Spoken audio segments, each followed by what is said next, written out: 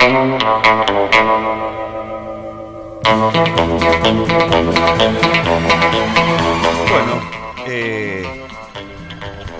es complicado por ahí, a lo mejor hasta presentar una nota, más allá de lo que significa hoy, a 3 años del último contacto, de la desaparición, y de tantas cosas que se piensan, de tantas cosas que se dicen, de tantas cosas que todavía la justicia no ha determinado. Y hablar con uno de los familiares más directos, más íntimos, más directamente sus padres, ¿no? De una persona desaparecida, la cual, como dije recién, todavía no tiene justicia, pues para mí todavía la justicia no ha llegado para nada, pero ni cerca. Es difícil porque uno no se puede poner en ese lugar. Lamentablemente uno no se puede poner en ese lugar. Uno quiere ayudar, quiere llegar, quiere asistir, quiere darle la mano, no sé, hacer algo como para que esa pena, ese dolor, esa falta de llegada a la verdad se pueda mitigar un poco, y no se puede. Emilio Wagner es el papá de Diego Wagner Clark, quien es un marinista, integrante de la tripulación de los 44 tripulantes del Ara San Juan, y a quien de corazón le agradecemos el coraje y poder darnos y brindarnos un momento de su vida para poder explicarnos qué es lo que pasó, qué es lo que está pasando y qué esperan que pase. Diego, ¿cómo le va? Buenas tardes. Muchísimas gracias, de corazón, muchísimas gracias por atendernos. Sucedido. Fue más que específico y claro en sus palabras. El sentimiento que tenemos, el dolor y en cierta forma la incertidumbre que después de 3 años de la fatal tragedia del Ara San Juan, por lo menos a nosotros como papás, nos tiene como si fuera esto que hubiese ocurrido este 15 de noviembre, como si hubiera pasado una semana.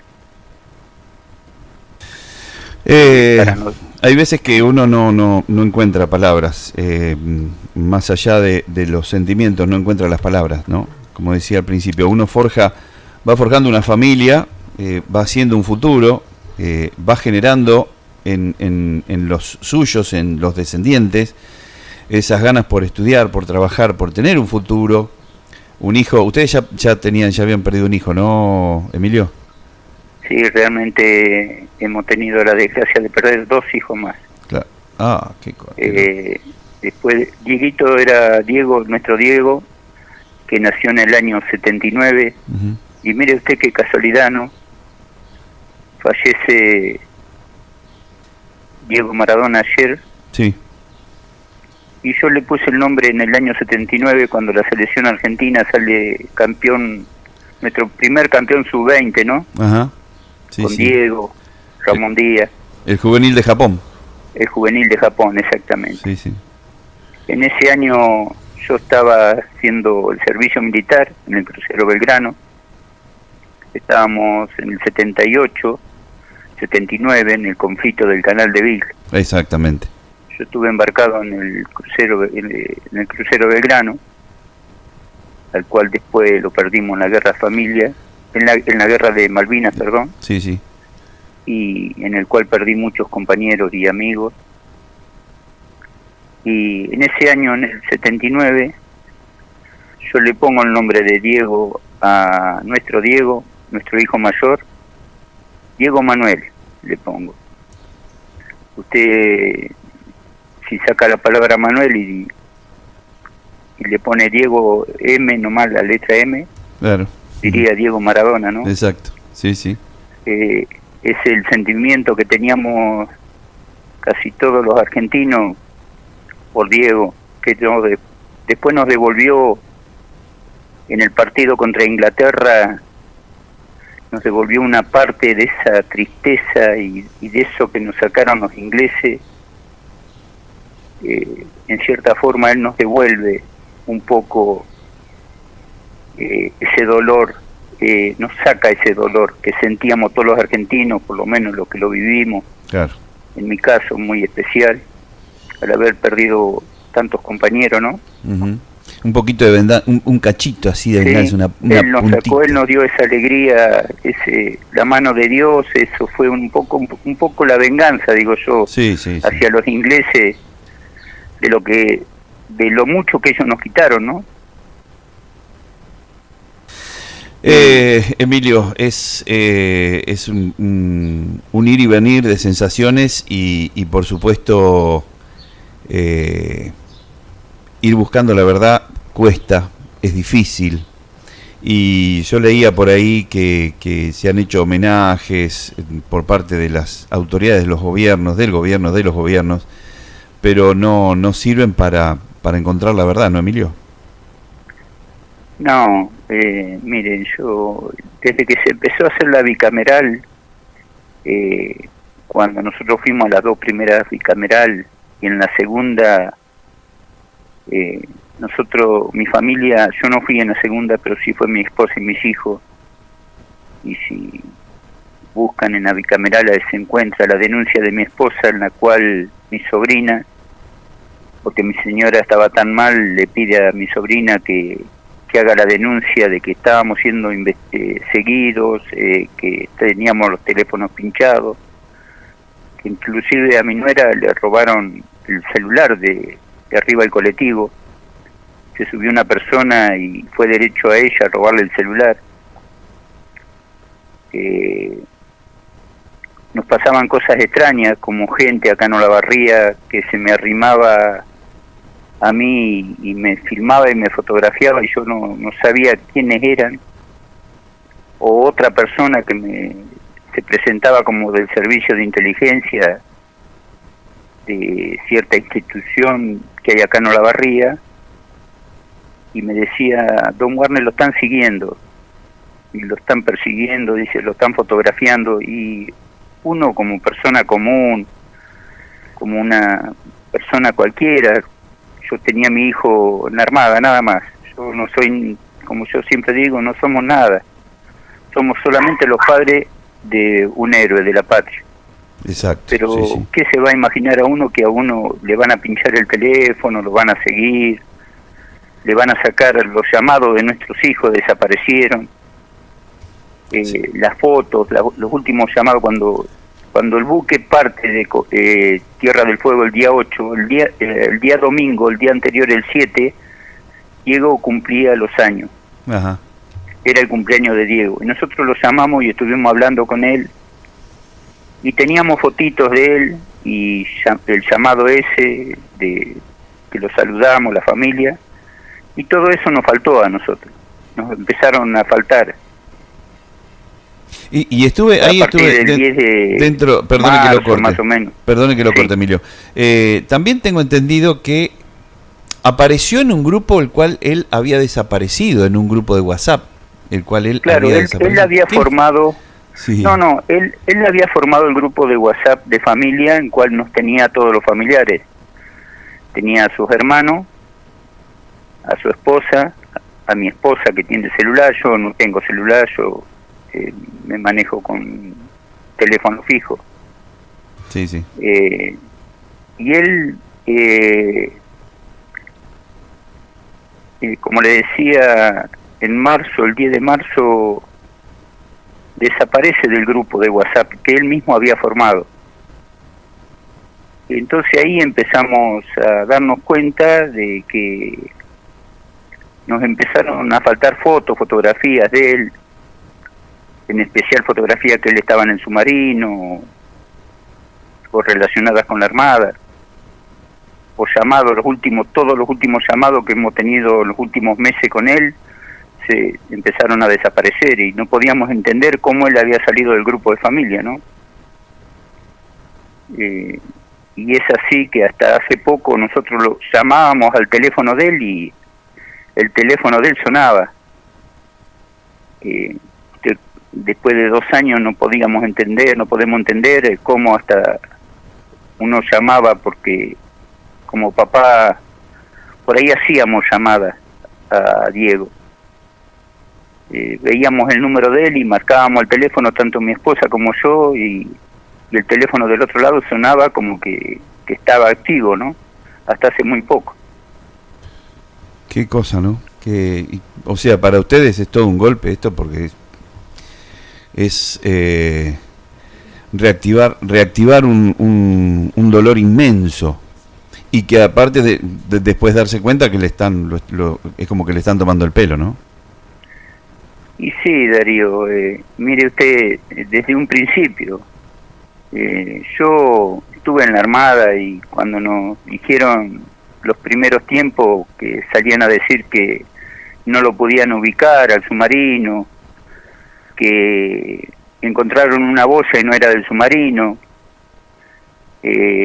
sentían un golpe de casco, y a nosotros mismos compañeros de la Armada, de suboficiales de la Armada, se sabía que era imposible que se equivocara el sonarista del buque de una corbeta nuestra, que sintió, con 30 años de experiencia, sintió ruido de golpe de casco cuando lo estaban buscando, y dijeron que eran ruidos naturales o ruidos de algas. Una persona que tiene 30 años de trabajo... Imposible que se equivoque. Es imposible que que le digan que se está equivocando de esa manera. Aparte tiene su oído lo tiene afinado para eso, o sea, no lo tiene para otra cosa. Imagínese que son expertos total, son especialistas, porque el submarino anda y es manejado prácticamente por el sonarista. Exacto, si bien es en conjunto, es un conjunto de gente que trabaja para que el submarino anda, pero los ojos del submarino es el sonarista, los oídos del submarino es el sonarista. Entonces una persona que tiene 30 años de experiencia, o de un barco de guerra, en este caso una corbeta nuestra, un sonarista, que no que le digan al sonarista que él marque en la planilla que siente ruido de casco, y llama al capitán del barco y le dice que siente ruido de casco, y después al rato se lo desmienten todo y le sacan la planilla, y al buque lo retiran del lugar. Bueno, después se dijo que el buque Cabo de Horno lo encontró, supuestamente, el buque chileno. Sí. Ahora se sabe porque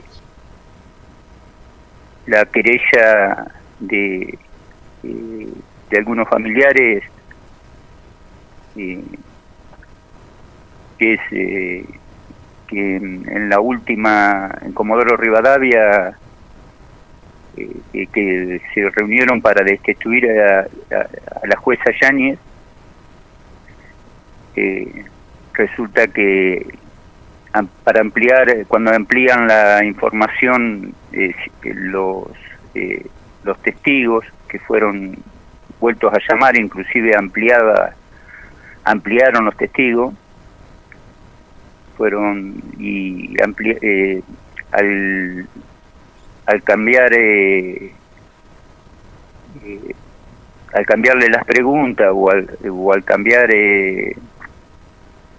lo que ellos habían dicho, ahí informan de que los chicos, los 7 llamados que hubo, que supuestamente durante 3 años la Armada decía que era un solo llamado que habían hecho los chicos, y los otros 6 o 7 llamados eran solamente ruidos.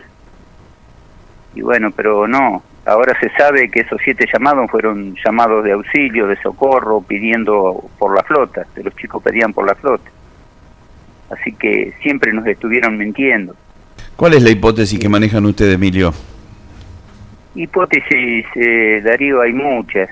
Nosotros, en el viaje anterior, en el viaje de junio, julio, que el submarino sale a hacer una navegación muy similar a esta, viene Diego a Olavarría y pasamos el Día de la Madre.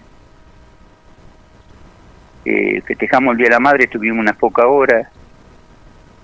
Él me cuenta que en esa navegación habían sido seguidos por el submarino inglés. Entonces yo le digo, porque yo lo notaba mal, yo lo notaba muy nervioso, le digo, ¿qué pasa, hijo? Que hace 6, 7 meses andás muy mal, hijo. Entonces me empezó a decir que él no era de hablar porque era un chico muy reservado, muy... en lo suyo era muy delicado, él no era de hablar, pero en esa ocasión cuando él viene para festejar el Día de la Madre, anterior al último viaje que hicieron, él me cuenta a mí, yo lo vi muy triste, muy raro, y le pregunto, y no sé, primero no me contestaba, pero después se animó y me dice, papá, lo que te voy a contar es secreto de Estado, por favor no digas nada porque me va a perjudicar en mi carrera. No, hijo, ¿a quién le voy a decir? En ese momento uno no lo que menos pensó que podía pasar esto, ¿no? Me dice, el submarino está muy mal, está en muy malas condiciones, y nos están haciendo hacer viajes muy largos, de 20 y pico días, mar adentro, a profundidades que pasan los 1000 metros, estamos yendo por Malvinas. Entonces yo le digo, ¿cómo por Malvinas, hijo? Sí, papá, dice, estamos haciendo investigaciones en Malvinas, dice, estamos vigilando la flota de guerra, los movimientos, los buques de guerra ingleses, estamos viendo los movimientos que hacen por los pozos petroleros, y también estaban espiando los buques piratas que están depredando nuestros mares, en el cual ellos ya tenían prácticamente una estadística completa de casi todos los buques, porque los tenían fotografiados, todas las matrículas fotografiadas.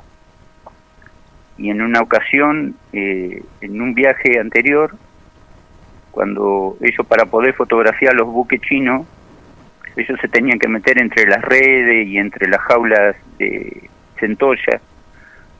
No sé si usted ha visto cómo son el tema de la jaula de centolla. Son jaulas de hierro que se tiran al fondo del mar, con cables de acero, en ocasiones o con sogas.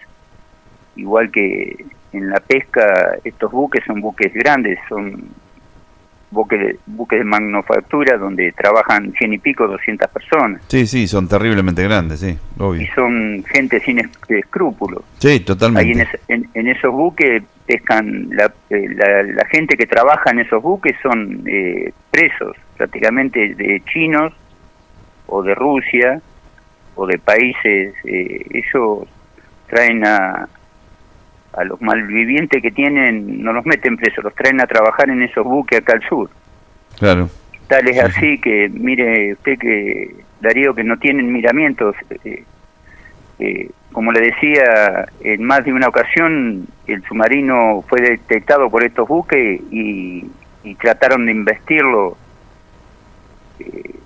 Y eso es terrible porque uno está a 100 metros en el mar con el periscopio arriba y tratando de fotografiar y ver que el buque se le viene arriba, buques que por superficie viajan a 40 kilómetros o más.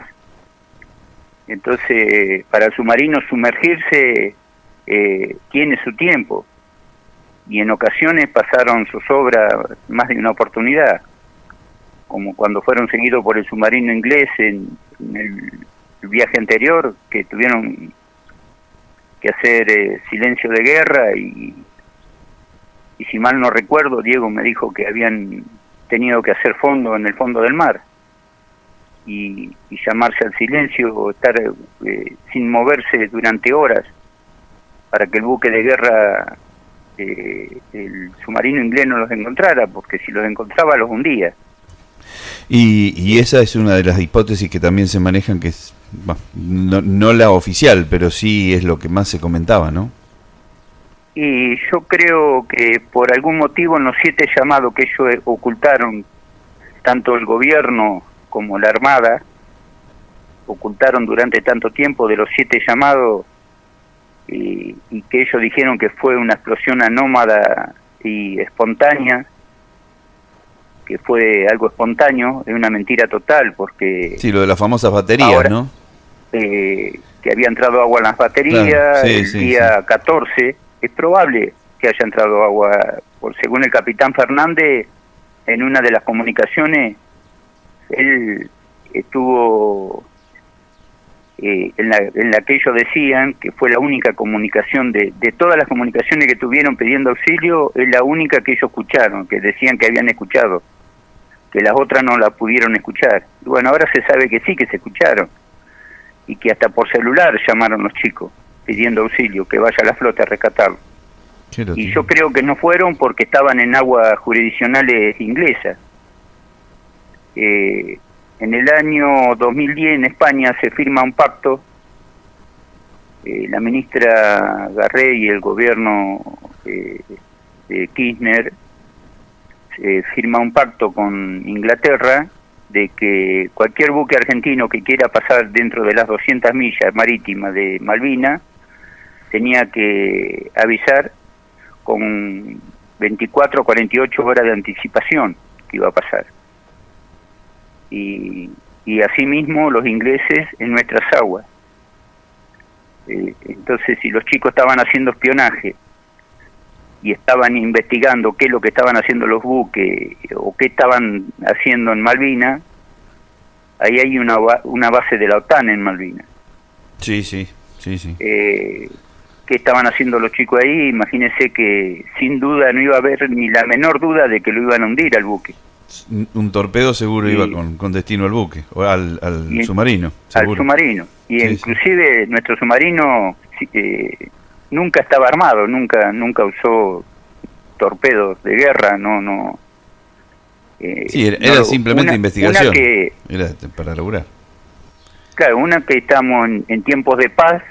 Sí, por supuesto. Y una nave no puede andar armada en tiempo de paz con cierto tipo de armamento. Es distinto a una corbeta o a una lancha rápida o una lancha de prefectura que andan con ametralladoras para amedrentar a los buques chinos o a los buques piratas que andan depredando nuestros mares.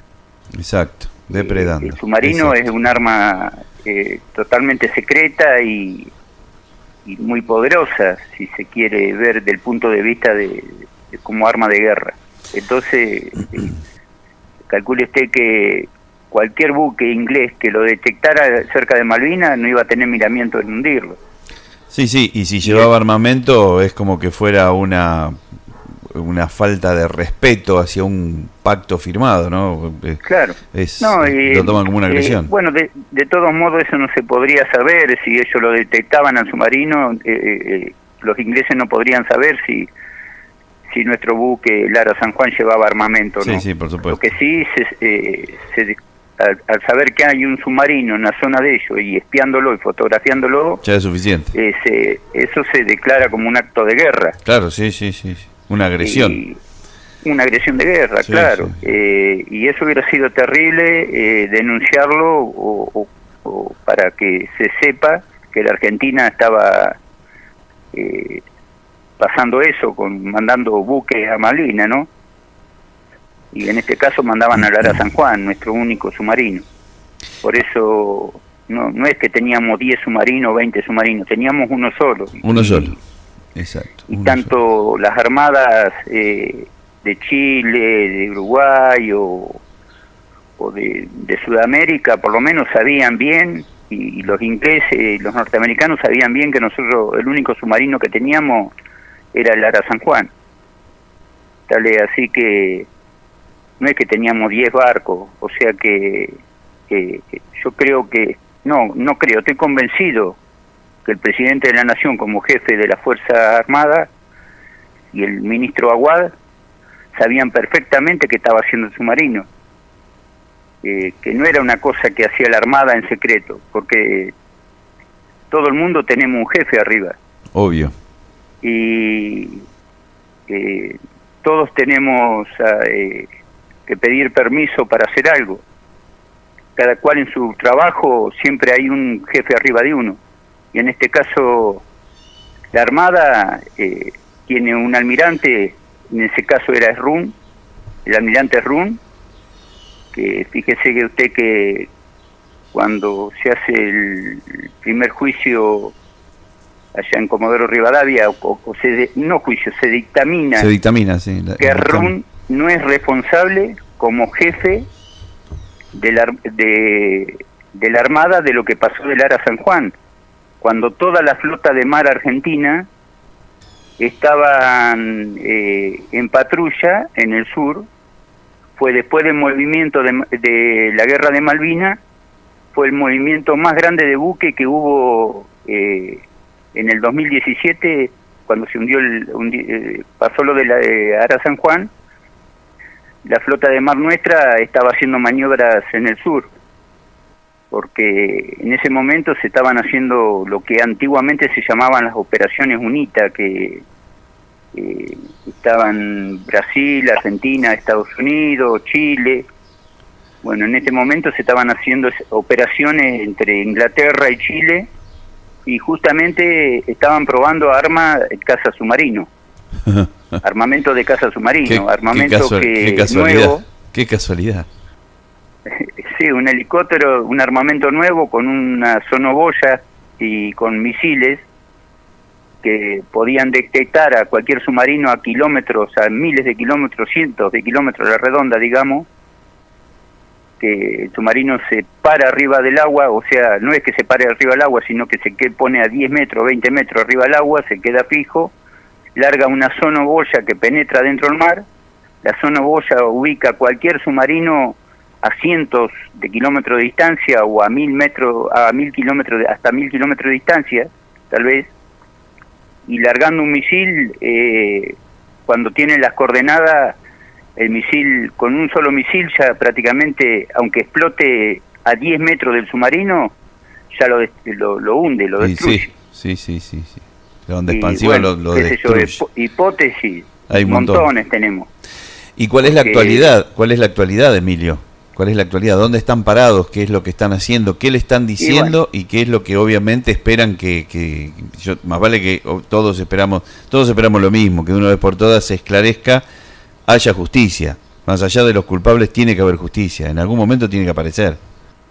En este momento vio que se quería destituir a la jueza Yáñez, parte de los familiares, de las querellas de los familiares. Había ciertos familiares que querían destituirla para cambiarla por otro juez. Por un lado, gracias a Dios no se llegó a eso.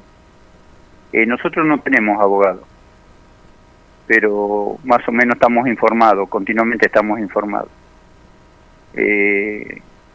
Una de las abogadas de los familiares del plantel de Burlando, la abogada Carrera, ella presentó una declaración en Comodoro el 29 de octubre en la audiencia de apelaciones de Comodoro Rivadavia. Ella, nosotros la escuchamos, y cuando ella habló y declaró todo lo que nosotros veníamos diciendo, que en las bicamerales nosotros habíamos denunciado, mi familia había denunciado de que estábamos siendo investigados, espiados, intervenidos los teléfonos y espiados, y ahí se encontraban senadores y diputados de todos los partidos políticos. Inclusive habían senadores de muy alto cargo y diputados de los, por lo menos de los dos partidos políticos más importantes. Y cuando se hizo esa denuncia, ellos dijeron, bueno, esto es un delito penal, si ustedes nos acompañan lo vamos a denunciar.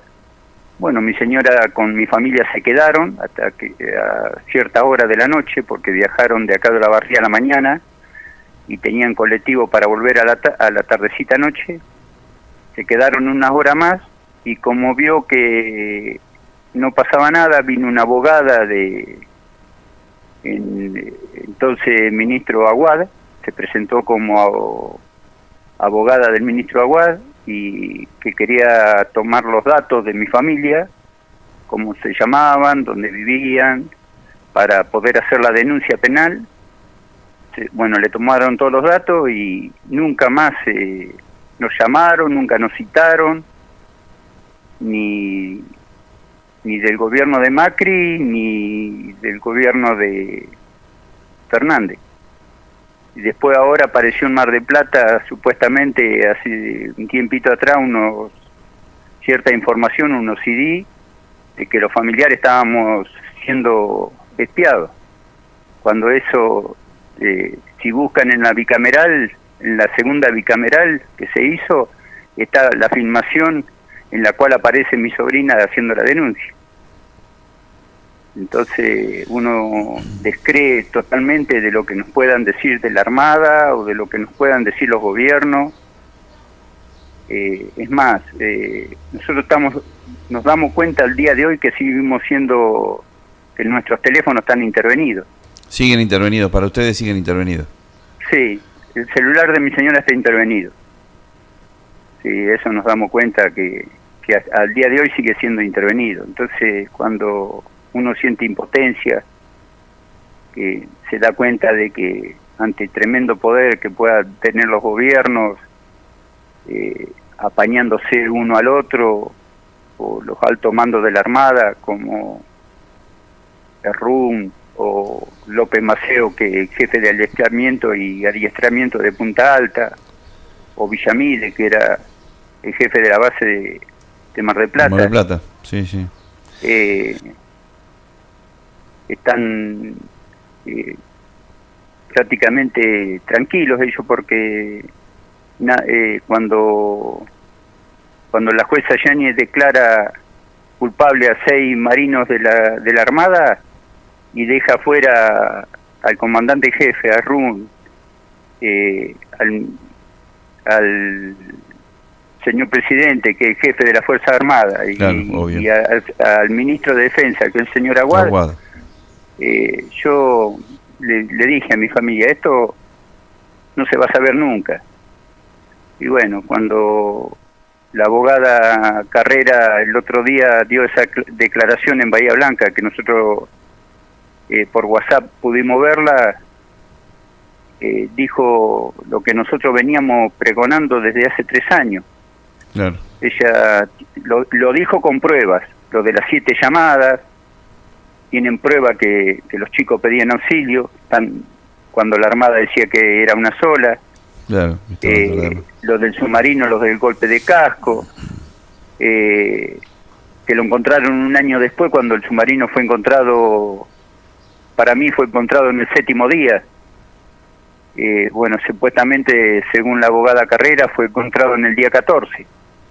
No hay diferencia. Cuando nosotros vimos la videoconferencia esa que duró 7 horas, nos mostraron lo que nos quisieron mostrar. El submarino no se vio prácticamente nada, se vieron unos pocos fierros de la banda de estribor, algo de la banda de estribor, de la proa y de la popa, y cuando el ROV da la vuelta por la banda de babor, lo oscurecieron totalmente. Y después mostraron que se vio clarito cadenas, una chaquetilla, y se ve la hélice, el eje de la hélice del submarino desprendido, con un brillo de roce, al romperse y salir, un brillo de roce. Entonces no puede ser una filmación de un año después, porque el salitre del mar a 1000 metros de profundidad, imagínese usted que es imposible que se vea brillo, claro, de roce de hierros. Sí. Entonces, y cuando vimos la chaquetilla del segundo comandante prácticamente nueva, nosotros dijimos, un año después es imposible que una prenda de uno de los chicos estaba totalmente nueva al costado del submarino, y la hélice tenía roces un año después que se veían como recién hechos, claro, con el salitre que hay abajo el mar. Entonces yo siempre sostuve que al buque lo encontraron en el 7º día, y el que lo filmó fue el Yantar y no el Océano Infinito. Claro. Vio que el buque que habían traído, que se habían contratado, todo se hizo toda una mentira para entretener a los familiares y conformar a los familiares que por ahí estaban peleando o luchando por alguna causa, por la causa. Yo digo que los conformaron, a ciertos familiares inclusive los arreglaron. Eso le iba casualmente le iba a preguntar eso, Emilio. Casualmente le iba a preguntar eso, Emilio. Entonces callaron todo. Claro, hay evidencia, casi se podría decir, que hubo arreglos para ciertos familiares, ¿no? Sí, Darío, yo creo que sí, que es así, que se arreglaron a ciertos familiares, se los cayó la boca dándole puestos políticos, claro, de un lado y del otro, y inclusive hasta sabemos que se le dieron dinero y propiedades. Entonces ellos lo que hicieron es dividir a los familiares para que todo esto se calme y quede todo en la nada. Por eso que es tan grande la corrupción. Yo digo que la corrupción de Estado, la política es tan sucia y pueden manejar todo de una forma que una persona común, como nosotros, una persona, un argentino común, contra un poder tan grande como es el Estado, es imposible llegar a la verdad. Y lo que duele que no solo los mandaron a los chicos a navegar en una lata, cuando se dijo pato al agua, que tuvieron el submarino 8 años reparándolo, 8 años, cuando en Alemania en 8 meses se lo reparaba a cero y no hubiera tenido problema, hubiera navegado otros 30 años más. Se lo mandó a arreglar prácticamente a un taller acá. Fíjese que se pusieron las baterías viejas, que si bien fueron compradas nuevas, se colocaron las mismas baterías reparadas.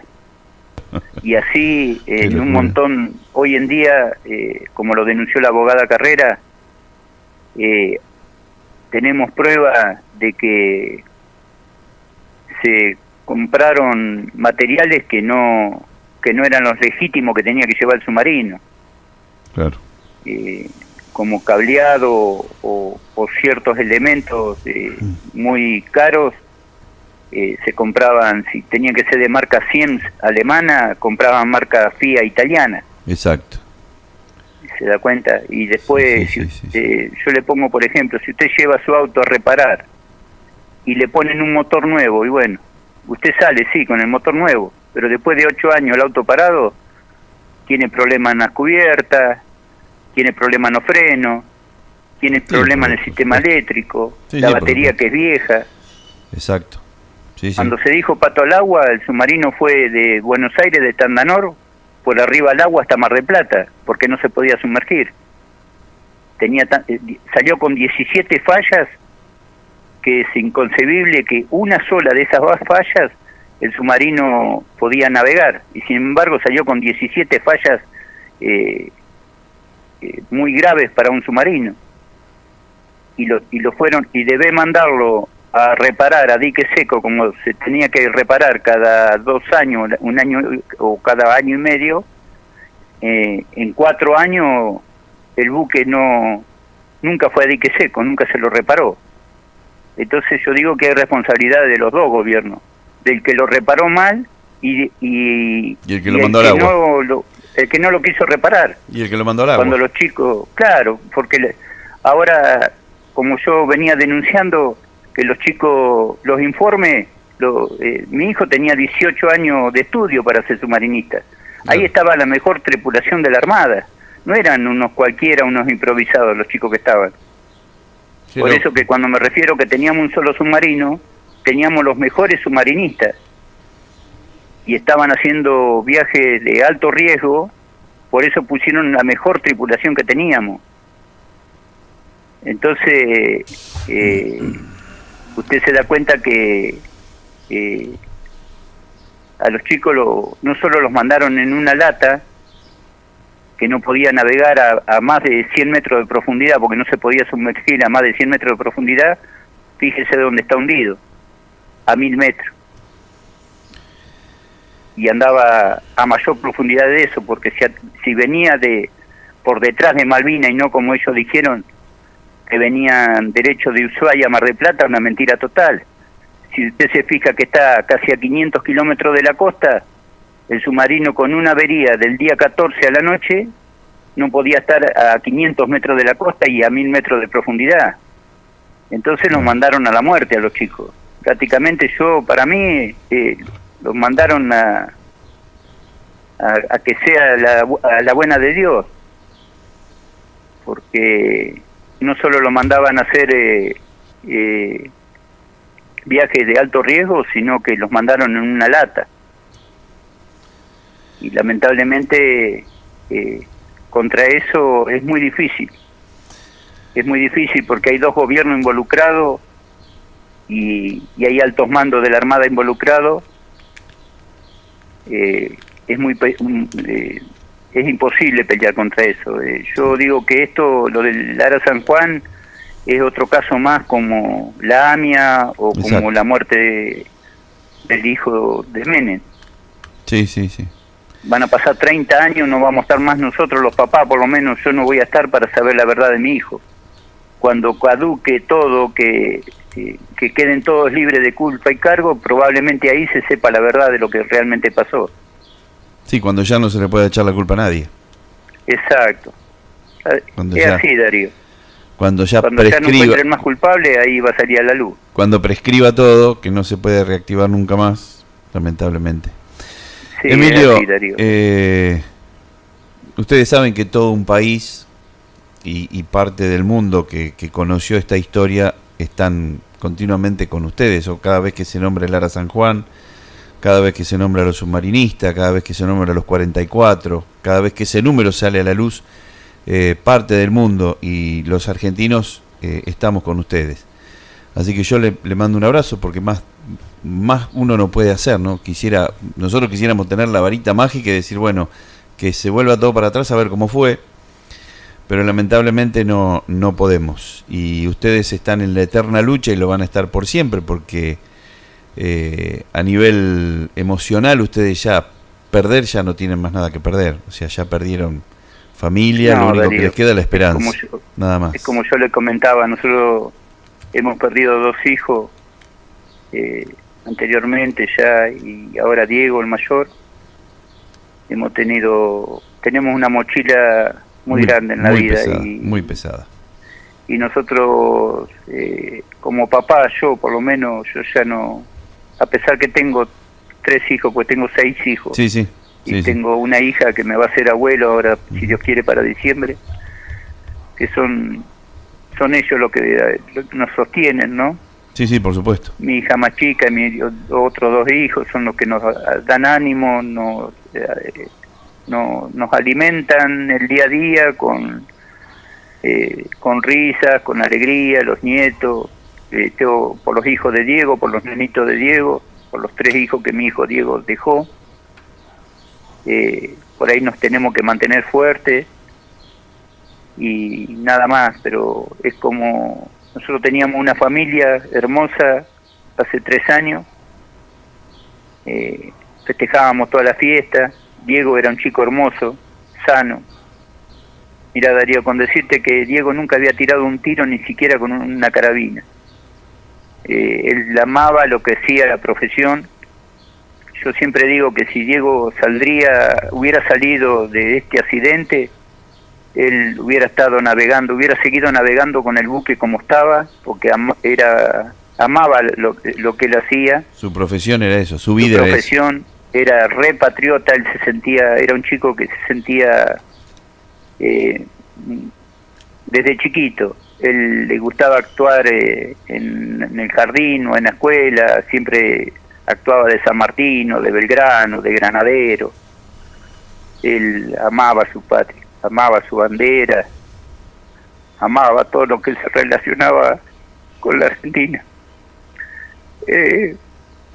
Yo digo que mi hijo es un verdadero héroe porque él sabía en las condiciones que lo estaban mandando y como patriota iba igual.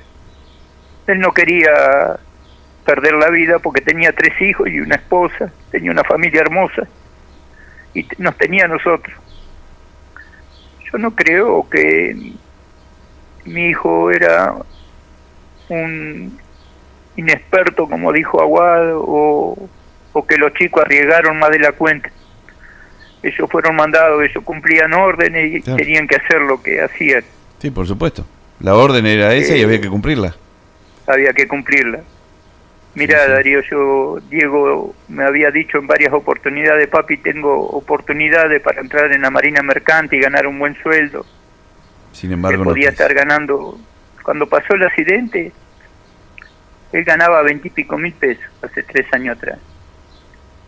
Y yo, trabajando en una fábrica, ganaba más que él.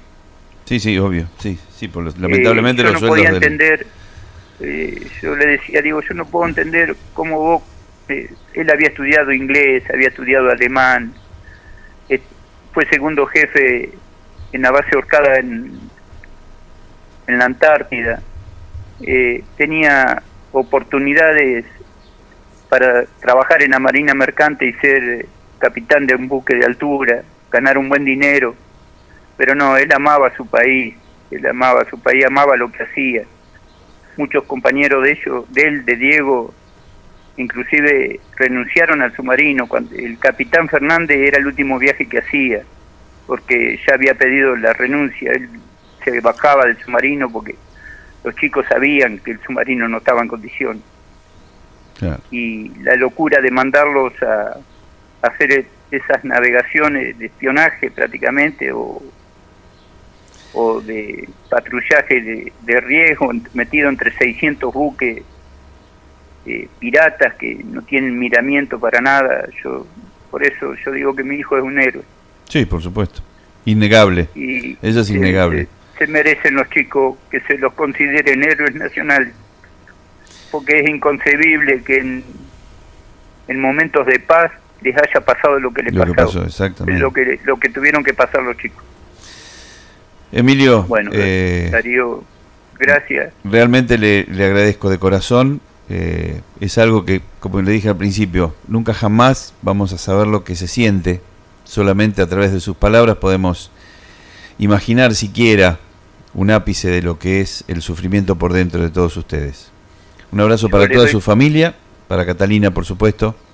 Gracias, Darío. Y por lo menos por parte nuestra, nuestro reconocimiento. Yo soy de la clase 64, no me tocó Malvinas porque zafé, porque no era la... Pero lo siento muy adentro, el patriotismo de esa época y de todos los que cayeron.